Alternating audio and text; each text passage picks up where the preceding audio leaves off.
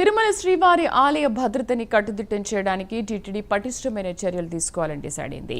ఆలయానికి 6 కిలోమీటర్ల పరిధిలో ఎక్కడా డ్రోన్లు ఎగరకుండా నిషేధించారు. ఈ 6 కిలోమీటర్ల పరిధిలో డ్రోన్ కెమెరాలు పనిచేయకుండా జామర్లను అమర్చేందుకు ఏర్పాట్లు చేస్తున్నారు. శ్రీవారి ఆలయానికి ఉగ్రవాదుల నుంచి ముప్పు ఉందని తరచూ కేంద్ర నిఘా సంస్థలు హెచ్చరికలు జారీ చేస్తున్నాయి.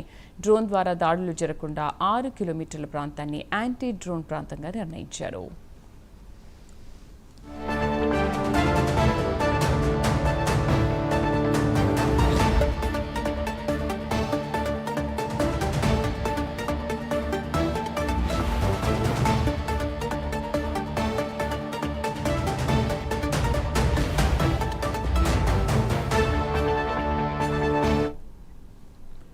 తిరుమలని నో ఫ్లయింగ్ జోన్గా ప్రకటించాలని టీటీడీ కేంద్ర ప్రభుత్వాన్ని కోరింది. కానీ ఇది సాధ్యం కాదని కేంద్ర ప్రభుత్వ వర్గాలు టీటీడీకి తేల్చి చెప్పాయి.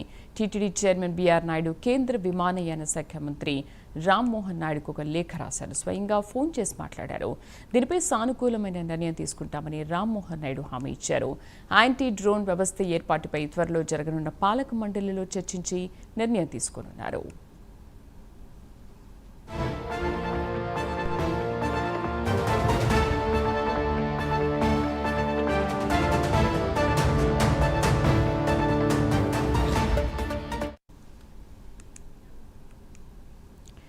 తిరుమల శ్రీవారి ఆలయ భద్రతని కట్టుదిట్టం చేయడానికి టీటీడీ పటిష్టమైన చర్యలు తీసుకోవాలని డిసైడ్ అయింది. ఆలయానికి 6 కిలోమీటర్ల పరిధిలో ఎక్కడా డ్రోన్లు ఎగరకుండా నిషేధించారు. మా కరెస్పాండెంట్ సునీల్ పూర్తి సమాచారం అందిస్తారు. సునీల్.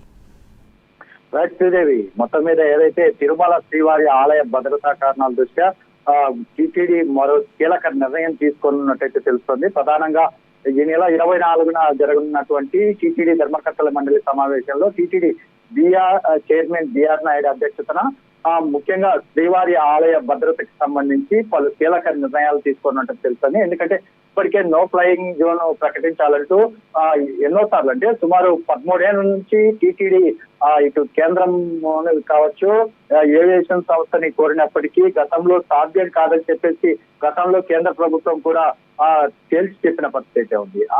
అందులో ప్రధానంగా ఇప్పుడు చూసినట్టయితే ఏపీలో కూటమి ప్రభుత్వం రావడం, మరోవైపు ఏపీకి సంబంధించినటువంటి ఒక ఎంపీఏ పూర్తిగా విమానయాన శాఖ మంత్రిగా, కేంద్ర విమానయాన శాఖ మంత్రిగా పూర్తి ఆయన రావడంతో, రామ్మోహన్ నాయుడు నియమించడంతో పూర్తిగా ఆయన్నైతే టీటీడీ చైర్మన్ నేరుగా ఆయన్ని సంప్రదించిన పరిస్థితి ఉంది. ఆయనకు సంబంధించిన లెటర్ కూడా ఆయనకు పంపించారు. ప్రధానంగా శ్రీవారి ఆలయంపై విమానాలు ఇటు హెలికాప్టర్లు అతి సమీపంలో పోతున్నాయి, దీన్ని నో ఫ్లయింగ్ జోన్ గా ప్రకటించాలని చెప్పేసి ఆయన అయితే కోరిన పరిస్థితి ఉంది. దానికి సంబంధించి కూడా ఆయనకు సానుకూలంగా చెప్పడమే కాకుండా ఈసారి పార్లమెంటు సమావేశాల్లో ఖచ్చితంగా దీనిపై చర్చిస్తామని చెప్పేసి ఆయన తెలిపారు. మరోవైపు విజయనగరం ఎంపీ కూడా ఈ రోజు దర్శనం చేసుకొని ఆయన కూడా ఒకే మాట చెప్పారు. అప్పలనాయుడు ఒకటే మాట అన్నారు, శ్రీవారి ఆలయంపై పార్లమెంట్ లో ఖచ్చితంగా నో ఫ్లయింగ్ జోన్ గా చర్చ జరిపి ఖచ్చితంగా చర్యలు తీసుకోవాలని కోరతామని చెప్పేసి ఆయన తెలిపిన పరిస్థితి ఉంది. అంటే ప్రధానంగా చూస్తున్నట్టయితే ఇప్పుడు టీటీడీ కొత్త నిర్ణయం